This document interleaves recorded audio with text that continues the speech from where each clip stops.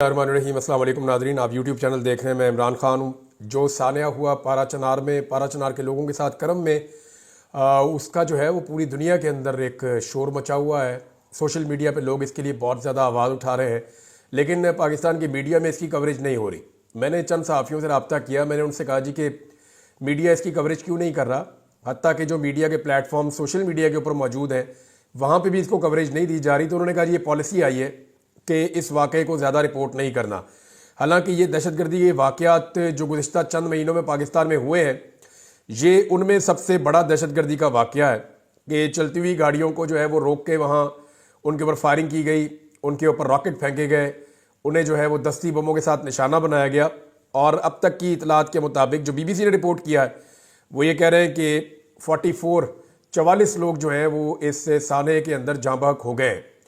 और जो लोग ज़िंदा बच गए हैं, जो ख़वातीन या कोई हजरात ज़िंदा बचे हैं, हमारे एक सहाफ़ी हैं जनान, उनका भी इंतकाल हो गया है, वो शहीद हो गए हैं इस वाक़े में। जो लोग ज़िंदा बचने में कामयाब हुए उन्होंने बताया कि किस तरह की ये फायरिंग थी, किस तरह का ये वाक़या था और पुलिस को आने में कितना ज़्यादा टाइम लगा। सिक्योरिटी वहाँ पे प्रॉपर मौजूद नहीं थी और इंतहाई खदशात और ख़तरात के बावजूद ये बहुत बड़ा पाकिस्तान का एक सिक्योरिटी फेलियर है, एक इंटेलिजेंस का बहुत बड़ा फेलियर है कि इतना बड़ा हमला जो है उसकी मनसूबाबंदी होती है। पाकिस्तान के अंदर इतना बड़ा हमला होता है, उसकी मनसूबाबंदी होती है, मनसूबा साज इकट्ठे होते हैं, वो असला मुहैया करते हैं और फिर वो घेर के लोगों को मारना शुरू कर देते हैं और उसके बावजूद किसी को कानो कान खबर नहीं होती। इतने बड़े इंटेलिजेंस फेलियर के ऊपर हुकूमत को अकाउंटेबल करना चाहिए, मुतल्लिका लोगों को, और उसके साथ साथ जिनकी वजह से ये वाक़या हुआ या जो लोग इसमें रिस्पॉन्सिबल हैं उनको एक तो मुजरिमों को सज़ा देना बहुत ज़रूरी है, दूसरा जिनकी गफलत की वजह से ये जुर्म हुआ उनको भी अकाउंटेबल किया जाना चाहिए, ये बहुत ज़रूरी है। उधर पारा चनार में बहुत बड़ा एहतजाज हुआ है, शहरी बहुत बड़ी तादाद में बाहर निकले, उन्होंने एहतजाज किया।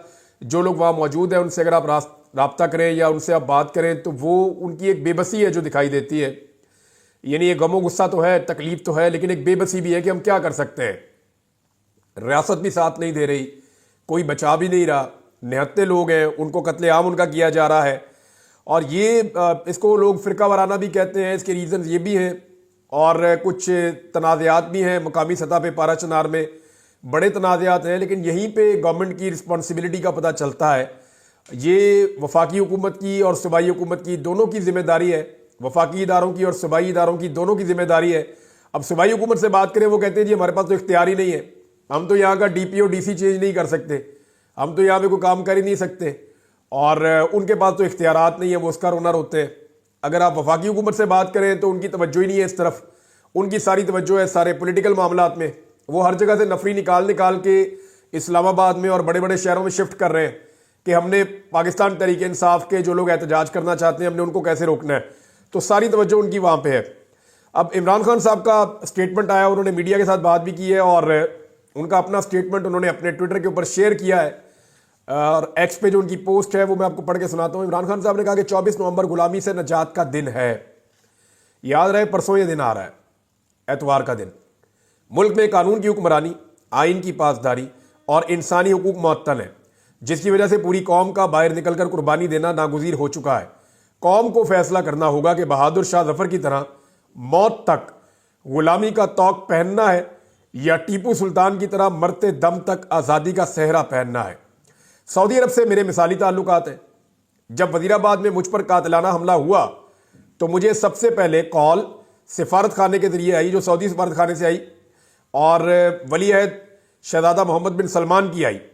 हमारे दौर में शहज़ादा मोहम्मद बिन सलमान ने पाकिस्तान का तारीखी दौरा भी किया। हमारी हुकूमत के खात्मे से 2 हफ्ते पहले OIC के वज़राए ख़ारजा की कॉन्फ्रेंस इस्लामाबाद में मुनक्कद हुई, जो सऊदी अरब के बगैर मुमकिन ही नहीं थी। सऊदी अरब हर मुश्किल, हर मरहले में हमारे साथ खड़ा रहा है। बुशरा बीबी के बयान को तोड़ मड़ोड़ कर कौम की तवज्जो हटाने की नाकाम कोशिश ना की जाए। उन्होंने सऊदी अरब का नाम नहीं लिया। हमारी हुकूमत के खिलाफ तमाम साजिशों में जनरल बाजवा का हाथ था। मैंने उस वक्त भी चीफ जस्टिस और जनरल तारिक खान के जरिए साजिश की तहकीकात करवाने की कोशिश की, मगर जनरल बाजवा ने ऐसा नहीं होने दिया। अगर तब शफाफ तहकीकात हो जाती तो सच खुलकर सामने आ जाता। बुशरा बीबी का सियासत से कोई ताल्लुक नहीं है। बतौर एहलिया उन्होंने एहतजाजी कॉल के हवाले से कौम तक मेरा पैगाम पहुंचाया है। नवाज शरीफ के लिए मुशर्रफ दौर में कुलसूम नवाज भी निकली थी, मगर उसने डिक्टेटर होते हुए भी खातून को जेल में नहीं डाला था। मगर बुशरा बीबी को 9 माह झूठे मुकदमात में कैद में डाला गया। कौम अपनी तवज्जो 24 नवंबर के एहतजाज पर रखे, इंशाअल्लाह फतह आपकी होगी। साबिक वज़ीर आज़म इमरान खान का अडयाला जेल से पैगाम। अच्छा, इसमें जो है ना, ये सऊदी अरब वाले मामले को लेकर हुकूमत बहुत हसास हो रही है। हालांकि जिसने स्टेटमेंट दिया है वो खुद कह रहा है जी मैंने तो स्टेटमेंट इसके बारे में दिया ही नहीं। नहीं नहीं नहीं, आपने इसी के बारे में दिया। यानी उनका स्टेटमेंट, जो स्टेटमेंट देने वाला है, अगर फर्ज करें बुशरा बीबी ने स्टेटमेंट सऊदी अरब के खिलाफ देना होता और उन्होंने दे दिया होता, तो उन्हें क्या जरूरत थी कि तनकीद आने से पहले ही जब लोगों ने इसकी निशानदेही की तो उन्होंने फौरी तौर पे कहा जी इसका मतलब ये नहीं है, एक्चुअली मैंने ये कहा है, ये कहने में थोड़ा सा वो जिस तरह उन्होंने अल्फाज का चुनाव था वो ठीक नहीं था, और ये जो लोग वहां एडिटिंग कर रहे थे, वहां मौजूद थे, उनको ये चीज वहां देख लेनी चाहिए थी, तो ये प्रॉब्लम होती ही ना। लेकिन मौजूदा हुकूमत का सारा फोकस ही इसके ऊपर है। यानी शहबाज शरीफ का अगर आप स्टेटमेंट देखें, शहबाज शरीफ साहब ने तो गुलामी की इंतहा कर दी। यानी मुझे समझ नहीं आती कि कोई आदमी इस लेवल का गुलाम कैसे हो सकता है। शहबाज शरीफ साहब जनाब कहते हैं पाकिस्तान और सऊदी अरब की दोस्ती को नुकसान पहुंचाने वाले की तरफ बढ़ने वाला हाथ तोड़ देंगे। भाई कौन कर रहा है? भाई सऊदी अरब के साथ ताल्लुकात कौन खराब कर रहा है? इमरान खान ने खुद स्टेटमेंट दिया है मोहम्मद बिन सलमान के बारे में, आज फिर दिया है। और उनकी बीवी ने मोहम्मद बिन सलमान का नाम तो नहीं लिया, ना सऊदी अरब का नाम लिया।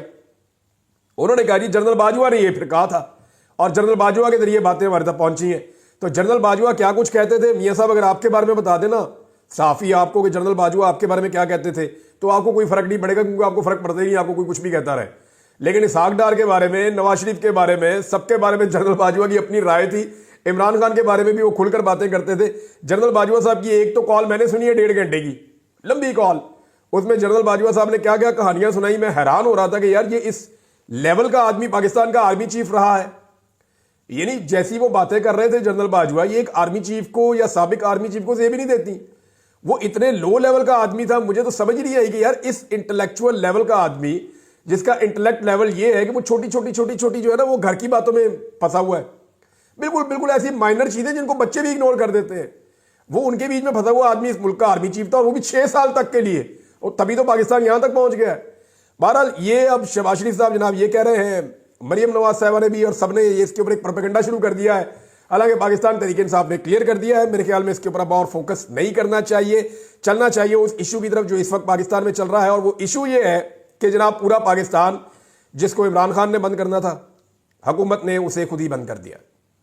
यानी इस वक्त पाकिस्तान तहरीक इंसाफ के निकलने से पहले हुकूमत ने पाकिस्तान बंद करने का बंदोबस्त कर दिया है। लाहौर रिंग रोड को बंद किया जा रहा है, लाहौर के तमाम दाखिली और खारजी रास्ते बंद किए जा रहे हैं, कंटेनर लाहौर के अंदर भी पहुंचा दिए गए हैं, जबकि इस्लामाबाद के अंदर कंटेनरिस्तान बना दिया गया है। बहुत बड़ी तादाद में कंटेनर इस्लामाबाद पहुंच गए हैं। तमाम दाखिली और खारजी रास्ते इस्लामाबाद के बंद किए जा रहे हैं। मोटरवेज तमाम पाकिस्तान की बंद की जा रही हैं। और अब तक की जो इतला है उसके मुताबिक जो मोटरवे की पुलिस ने इतला दी है कि अचानक उन्हें पाकिस्तान की सारी मोटरवेज की मुरम्मत करनी पड़ गई है।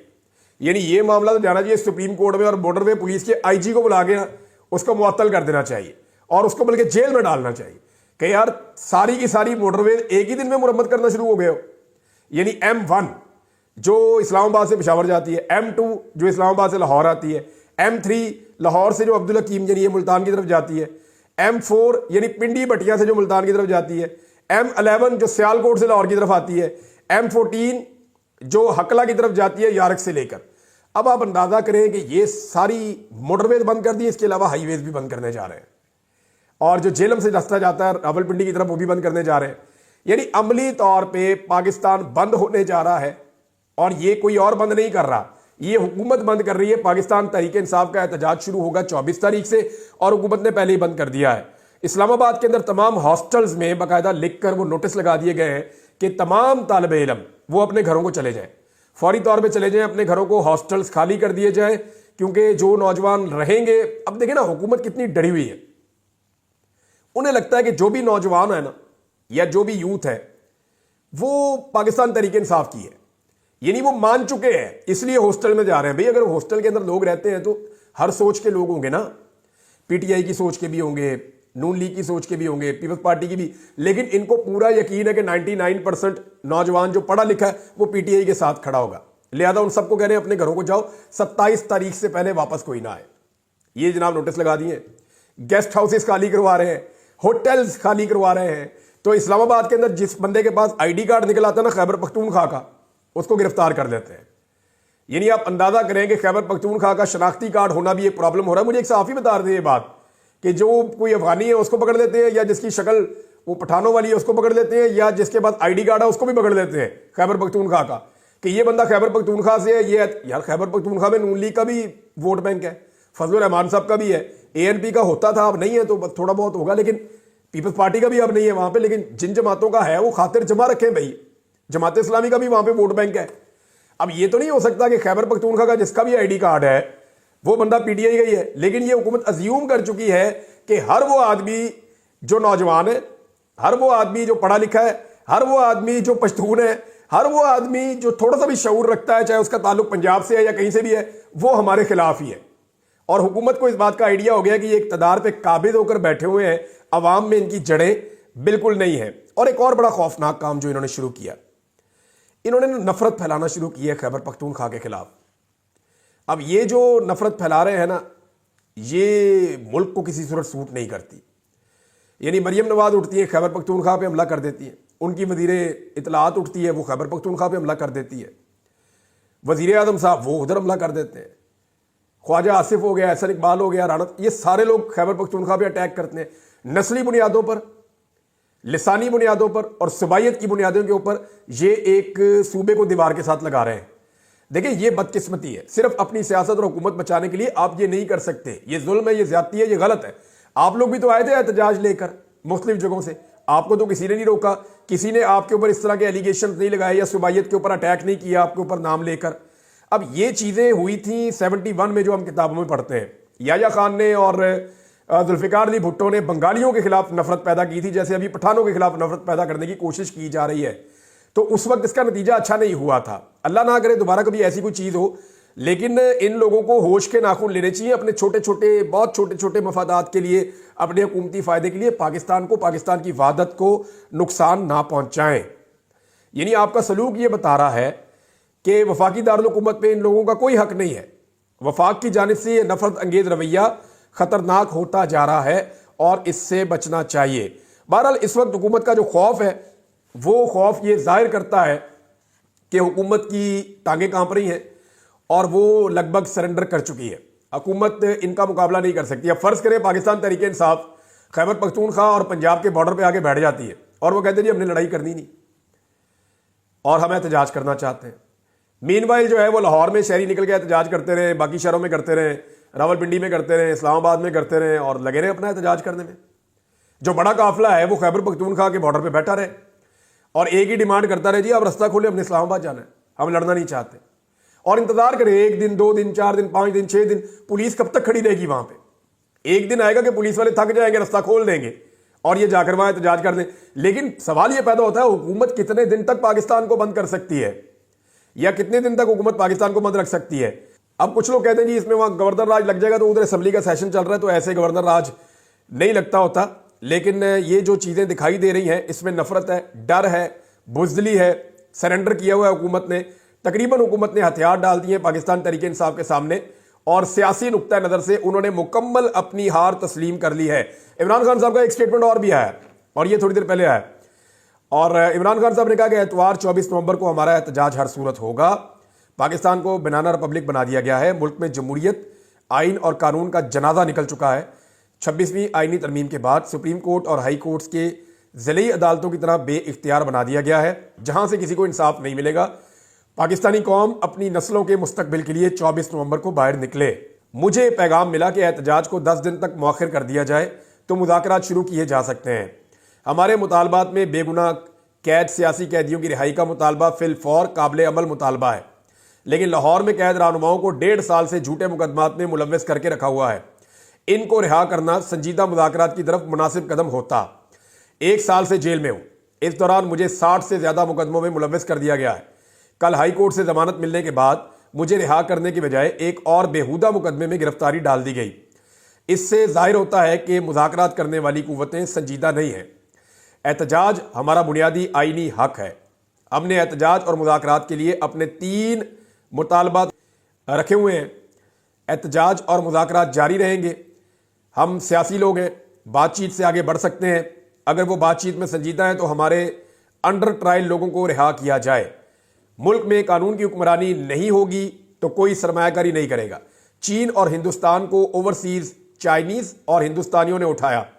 मुल्क सिर्फ तरसीलाते ज़र से नहीं, सरमायाकारी से तरक्की करते हैं। समंदर पार पाकिस्तानी मुझे 50 साल से जानते हैं। जब वो ये देखते हैं कि मुल्क में कानून की हुक्मरानी नहीं है तो वो क्यों सरमायाकारी करेंगे। अभी एक दिन पहले आर्मी चीफ ने कहा भी है कि पाकिस्तान को बेल आउट जो है वो पाकिस्तान के ओवरसीज कर सकते हैं, वो अगर पाकिस्तान में सरमायाकारी करें। और ये हकीकत है। इमरान खान साहब का भी यही फॉर्मूला था कि ओवरसीज पाकिस्तानी पाकिस्तान में पैसा लेकर आए। लेकिन पाकिस्तान में जो हरकतें होती हैं, खासतौर पे जो ओवरसीज पाकिस्तानियों के साथ जुल्म और ज्यादती होता है, तो वो बेचारे कैसे यहाँ पे पैसा लेकर आए, यहाँ पैसा कैसे लगाएं। अब जिस तरह की खबरें पूरी दुनिया में जा रही हैं, कत्लो गारतगिरी यहाँ पे हो रही है और सबकी तवज्जो जो है वो सियासत की तरफ है। इसको कुचल दो, मैंडेट का एहतराम नहीं है, रूल ऑफ लॉ है नहीं है, आज़ादी इज़हार राय है नहीं है। आप पैसे लगाते हैं, आपके पैसे महफूज नहीं है। जिनके कारोबार चल रहे हैं उनके बंद हो गए। रोजाना खबरें आती हैं किसी पार्लियामेंटेरियन की फैक्ट्री बंद कर दी है, किसी की मिल बंद कर दी है, किसी का घर तोड़ दिया है, किसी का फार्म हाउस तोड़ दिया है। जब ये खबरें आती हैं तो कौन पाकिस्तान में पैसा लेकर आएगा। और यही खबरें चल रही हैं। इमरान खान ने कहा कि आप देखेंगे कि एतवार को समंदर पार पाकिस्तानी सारी दुनिया में पाकिस्तान में जारी फस्तायत और जबर के खिलाफ तारीखी एहतजाज करेंगे। इनको कोई डंडे नहीं मारेगा, ना ही इन पर शेलिंग होगी। वो आज़ाद जमहूरी मुल्कों में रहते हैं। इमरान खान साहब ने अडयाला जेल में ये बातचीत की और ये एक और स्टेटमेंट है जो मैंने आपको उनका बताया। ओवरसीज पाकिस्तानियों पे इमरान खान साहब का इन्हिसार काफ़ी ज़्यादा है। आज़ाद कश्मीर में नाज़रीन बड़ा ज़बरदस्त एहतजाज हो रहा है, लेकिन मीडिया को कहा गया है कि इसका मुकम्मल बाइकआउट करना है। और मीडिया के कुछ लोग काम क्या कर रहे हैं, ये जो यूनिफॉर्म पुलिस ऑफिसर है ना, वो सियासी कारकुन बन के इंटरव्यूज दे रहे हैं। जिस्म पे वर्दी पहनी हुई है लेकिन सियासी जमातों के टटपूंजिए बने हुए हैं। मैंने टटपूंजिए का लफ्ज इस्तेमाल किया, आप भी करें, खुल के करें, क्योंकि ये वही बने हुए हैं। इस वक्त ये जितने भी लोग हैं ये टाउट का रोल प्ले कर रहे हैं। जिस्म पे यूनिफॉर्म पहनी हुई है और एक सियासी कारकुन बन के दूसरी सियासी जमात को धमकियां लगा रहे हैं। दूसरी जानिब नाज़रीन, नामालूम ताजरों की दरखास्त के ऊपर chief justice Islamabad high court ने पीटीआई को सुने बगैर, पीटीआई को फरीक बनाए बगैर एहतजाज के खिलाफ फैसला दे दिया है।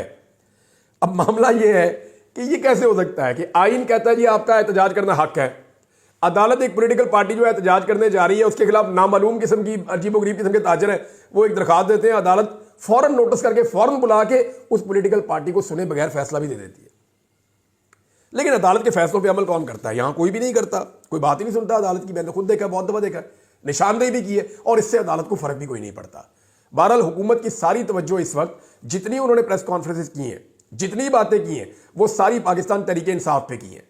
वो जो 44 लाशें पड़ी हुई है ना पारा चनार में, उसके ऊपर हुकूमत बात करने को तैयार नहीं है। मीडिया को भी मना कर रहे हैं कि बात ना करो। कैसी बेहिसी है इनकी। अब तक के लिए इतना ही। अपना ख्याल रखिएगा, अपने चैनल का भी। अल्लाह हाफ़िज़।